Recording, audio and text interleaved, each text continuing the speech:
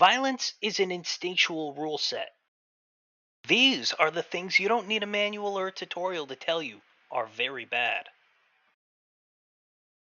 Generations of evolution have trained us to understand certain situations, and these very same forms of entertainment can even be found across the animal kingdom.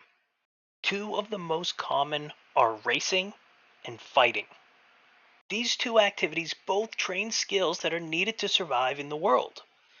So, what does any of this have to do with game development? The first major barrier of entry for anybody trying anything new is that they don't want to learn new things. People are comfortable playing variations of the games they already know and they already understand. When you resort to one of these instinctual rule sets, you've already overcome the first barrier.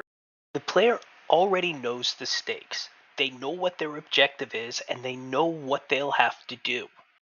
It's not a lack of creativity or a secret bloodlust that drives these games. It's that they're easily approachable by the average person. They get to skip the learning period and immediately jump into the fun.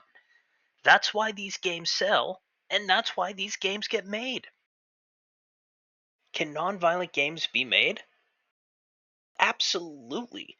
There's a massive audience for people that just want to chill. But these games require the player to spend time and energy learning what matters, how to measure their progress, and what to feel as they play. It's a perfectly valid market to target, but any niche is a smaller pool. And when you have $500 million invested in the project, you really want to be careful. This leaves us with one question. Why don't we see more racing? I think it's really a matter of how many different ways combat can be structured.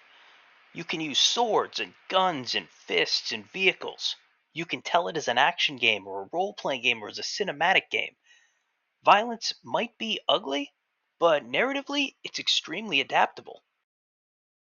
Racing tends to be crammed into the ultra specific category of cars.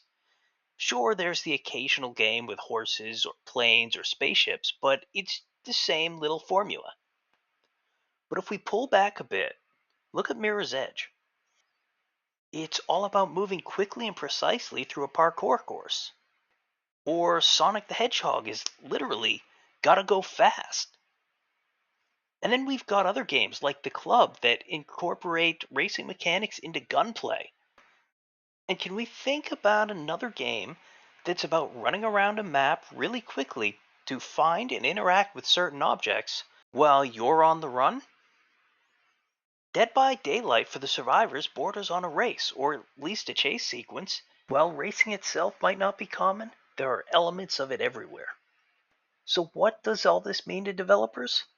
By tapping into instinctive rule sets, you can immediately tap into human emotion and broaden your market.